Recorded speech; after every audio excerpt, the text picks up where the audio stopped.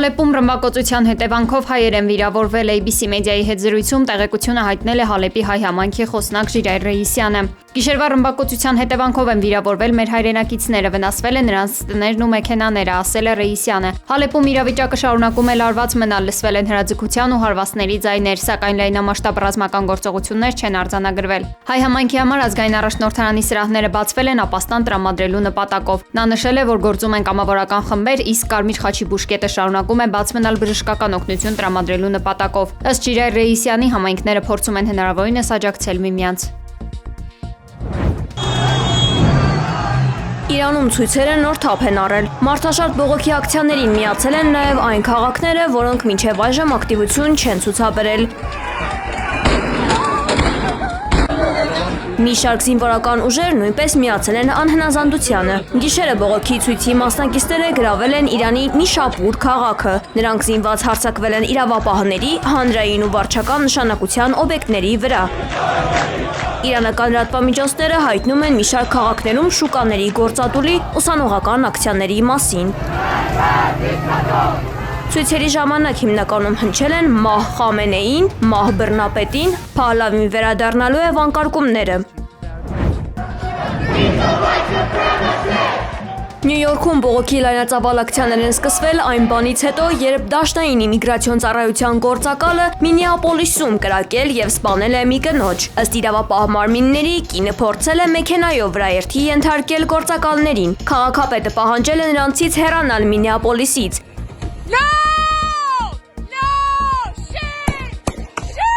ԱՄՆ նախագահ Դոնալդ Թրամփը պաշտպանել է գործակալին, նշելով, որ նա ակնհայտորեն գործել է ինքնապաշտպանության նպատակով։ ԱՄՆ-ի Յուտայի նահանգում մորմոնական եկեղեցու ավտոկայանատեղիում կրակոցներ են հնչել։ 2 մարդ զոհվել է, 6-ը վիրավորվել։ Թեպետ տեղի ոստիկանությունը հայտնել է, որ կրակոցները պատահական չեն եղել, սակայն ըստ ամերիկյան մամուլի, միջադեպը չի թվում որևէ կրոնի դեմ ուղղված թիրախավորված հարձակում։ Եկեղեցու խոսնակ Գլեն Միլսը լրագրողներին հայտնել է, որ սկզբում վիճաբանություն է տեղի ունեցել։ Սոլտ Լեյք Սիթիի քաղաքապետի խոսքով սա երբեք չպետք է տեղի ունենար աղոթավայրի մոտ։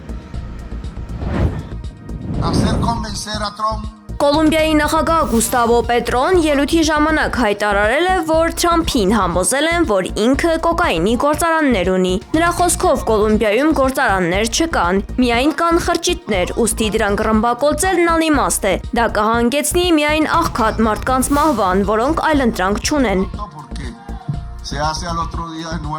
Պետրոն շեշտել է, որ ԱՄՆ նախագահը հիմար չէ, նրա մասին շատ բան կարելի է ասել, բայց ոչ դա, ասել է Կոլումբիայի նախագահը։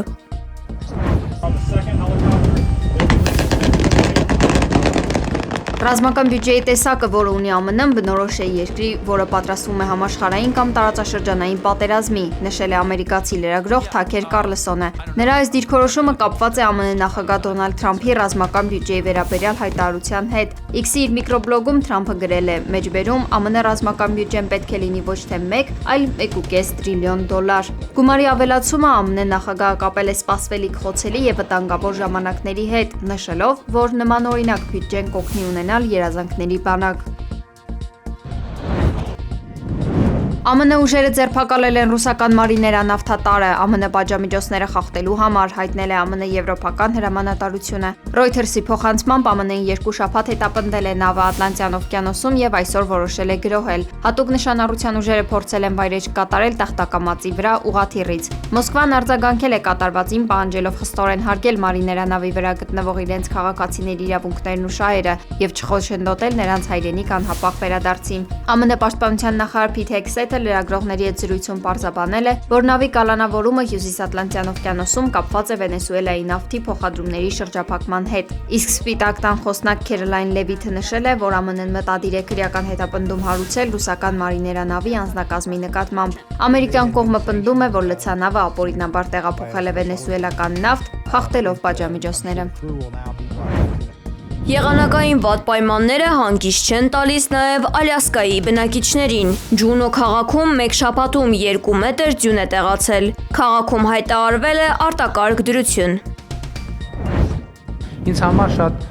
շատ տպավորվել։ Հայտնի է, թե ինչու Հայաստանում թոշակները չեն բարձրանում։ Կառավարության այսօրվա նիստում վարչապետ Նիկոլ Փաշինյանը կիսվել է իր հերթական տպավորիչ բացահայտմամբ, պատմելով մի թոշակառուի մասին, ով 50,000 դրամ թոշակի կեսից ավելին ծախսում է ջեռուցման վրա, բայց միևնույն է մրսում է։ Ըստ Փաշինյանի, եթե թոշակը բարձրացնեն 20,000 դրամով, քաղաքացին ուղղակի ավելի շատ փող կծախսի էլեկտրաէներգիայի վրա, քանի որ տան դռներից ու պատուհաններից ծառը օդ է գալիս։ Հետևաբար ավել փող տալու փոխարեն պետք է էներգետիկ վերափոխում անել, որպեսզի մարդիկ ավելի քիչ ծախսեն ու ավելի տաք ապրեն, ինչը ըստ վարչապետի պահանջում է լուրջ վերլուծական եւ ինտելեկտուալ աշխատանք։ Եթե մենք օրինակ վերցնենք եւ 20,000 դրամով բարձրացնենք թոշակը, նույն քաղաքացին էլեկտրական էներգիայի վրա եւ տուն տաքացնելու վրա ծախսելու արդեն ոչ թե 27,000 դրամ, այլ ծախսելու է 35,000 դրամ, բայց տունը միևնույնն է չի տաքանալու, որովհետեւ այդ տանը կան բազմաթիվ խնդիրներ, սկսած պատուհաններից, վերջացրած դռներով եւ այլն, վերջացրած պատերով եւ այլն եւ այդպես շարունակ։ Ադրբեջանից մի քանի հազար տոննա վառելիք է գալիս Հայաստան, տեղեկությունը հաստատել է էկոնոմիկայի նախարարությունը։ Ոչ միայն պրեմիում, այլ նաև ռեգուլյար տեսակի բենզին, որը նույնպես շուկայականից մինչև 80 դրամեժան է լինելու, ասել է էկոնոմիկայի նախարար Գևորգ Պապոյանը Նյուզեյեմի հետ զրույցում։ Պապոյանի խոսքով մոտակա օրերին դիզվառելիքով բեռնված գնացքը կհասնի Հայաստան։